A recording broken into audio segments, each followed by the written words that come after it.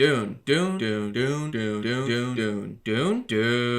So Dune is the new sci-fi movie starring Timmy Chardonnay and a bunch of other people, and they're in the desert, and there's the space politics and action and spectacle, and it's lots of fun. Now, I'm a cynic. I admit it. I see a movie, I go, okay, just be good. I know you're not going to be, but at the very least, make me care. Compel me. Just a little bit. The last couple films I saw in theaters failed to do so. In fact, for the past 2 years, I can't say I've walked out of a movie theater feeling good about what I just saw. I was starting to get worried. Are the theaters done for good? I sure hope not. I like the big screen. I want to see them do well. So I go in to see Dune, and already I'm like, okay. I was hyped when I first heard about it. But then they said it was going to be 2 parts. And then the trailers came out, and they look kind of cool, but also a bit generic. So the movie starts, and already I'm like, okay, so far, it looks good. But looks aren't everything, and it's a bit jumbled. Let's see what they do with the characters. So they introduce Tommy Charlie, who's playing this guy named Paul, and they start with this scene with his mom, and I'm like, okay, this scene's kind of mid. Then Joseph Mimosa shows up, and I'm like, what happened to the seriousness? When did we enter a cartoon? And then, well, this scene's okay, actually, because it shows his relationship with Paul, and we get a sense that Paul idolizes the guy and wants to be like him. Okay, we have some character, some want, some proactiveness. That's good. Then we get to this scene with the box, and this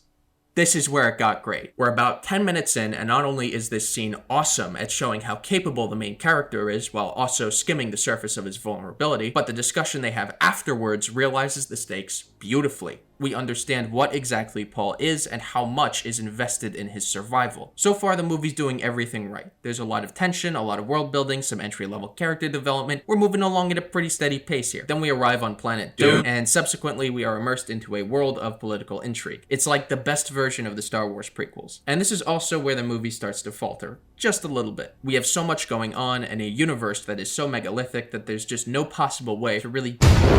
Paul plays a fascinating role, and he's very empathetic, but what's his flaw? He's good at almost everything. He's cold and stoic and accepts his role with no internal conflict. He's never really faced with a serious challenge. Obviously, he does have some more intense scenes, but it never feels like he's really at risk. This is where the second movie's gonna have to come in, and while I like the supporting cast a lot, they suffer from a similar issue. The Aquaman guy has a lot of history, but his character is pretty generic. Same with Thanos, and even to an extent Paul's dad. Though, he does have a bit more going on, admittedly. The real MVP of the cast, I have to say though, is Becky Fergman, who plays the mother. Torn between her love for her son and her duty to the Jesuits, she's really the only character with a clear internal conflict. While it doesn't manifest itself often, it's set up really well for part 2. So, how does a near 3-hour movie with only one well-developed character which covers only the first act of a larger story work for me? And how does it work for so many others? Well, the answer lies in the spectacle.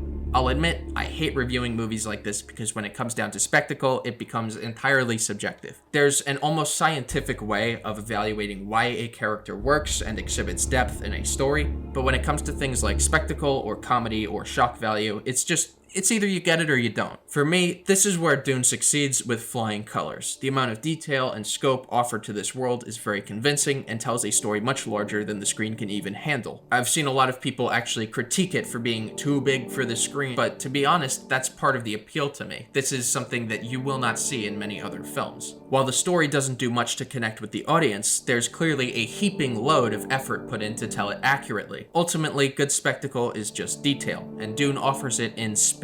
Now, admittedly, the result is kind of a textbook movie, a film that could materially express itself entirely in a non-fiction style history novel. Other than some excellent executions of tension building, there's nothing inherently cinematic about the story of Dune. This is where I think a lot of people who dislike the movie are coming from. It's an impressive, awe-striking spectacle, but the emotional core of the story is entirely cerebral, and not in a profound Stanley Kubrick kind of way. I myself love the spectacle though. For those who are able to get into it, this is a once-in-a-lifetime theater experience. Like I said, almost every scene is incredibly effective at building tension, and it does a wonderful job delivering exposition in a way that doesn't detract from the pacing. For a near 3-hour experience, it feels almost half its length. Even if you can't connect with its characters, the level of detail offered to the world conjures something so dense and palpable that it's impossible to walk away unimpressed. My hope for part 2 is that Paul is offered more depth so that his journey can have more meaning and emotional weight behind it, not just the spectacle of part 1, as impressive as it is. One way or another, walking out of this theater, I had a big smile on my face and some newfound hope for the movies. If something as weird and dense and passionate as this can actually get made on this scale, I have very high hopes for the future of mainstream cinema.